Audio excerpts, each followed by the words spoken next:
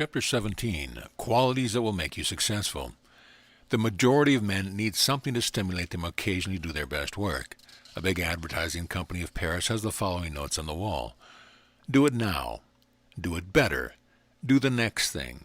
Do it at once and do it well. Do your best and you will never have cause to complain of failure. Every morning at 9 o'clock, all the employees repeat the above mottos with their eyes shut.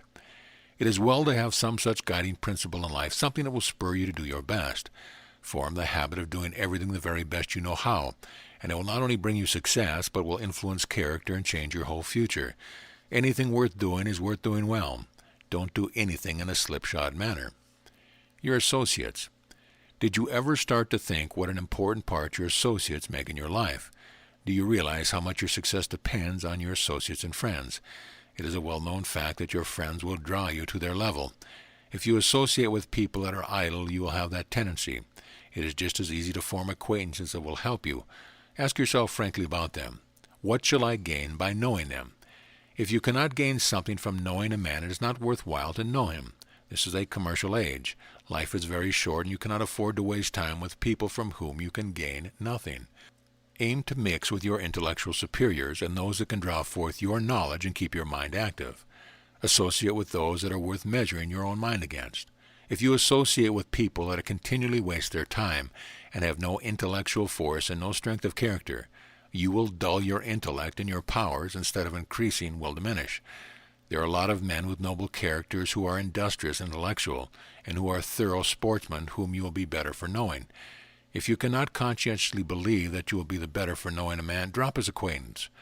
Show me a man's friends, and I will tell you what sort of man he is. You will find that great men associate with men of great intellectual and personal force. They just could not associate with mediocrity. You are your own best judge. Many people have the habit of using flattery to accomplish certain ends. No one is insensible to flattery, but you can easily decide whether it is flattery that is merited and does not means nothing. The clever man, you will find, is a close student of himself. He is ever watching for his weakness so he can cure them. A man is known only to himself and God. If we receive praise for something we have done that is not our best work, we should feel ashamed rather than complimented.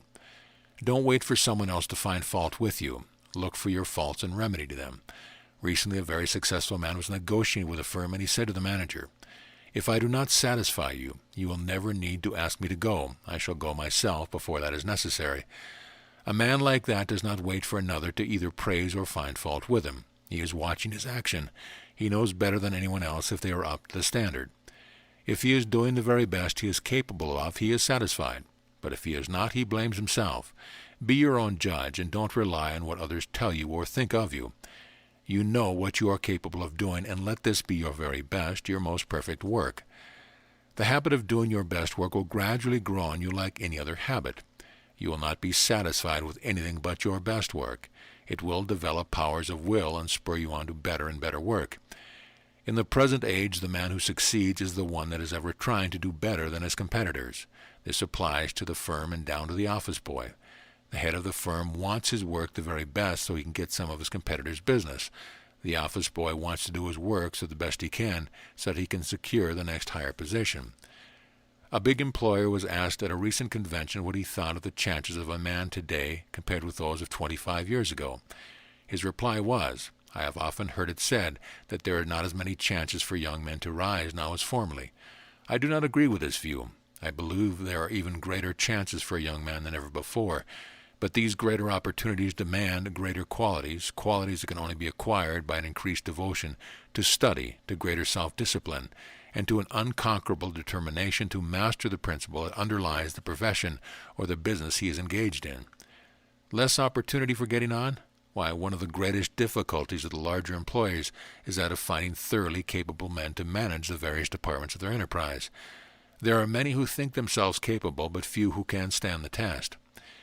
It has been said that knowledge is power, but a man may have a great deal of knowledge with very little wisdom. Wisdom, which is distilled knowledge, is undoubtedly a powerful factor in human affairs, and happy is the man who possesses it. Knowledge is no longer steep which few climb. The opportunities for acquiring is so many and so various to be ignorant is quite unpardonable. It has been truly said that experience keeps a dear school, but it is the only one fools will attend. Happy is the man who is always prepared to avail himself of the experience of others.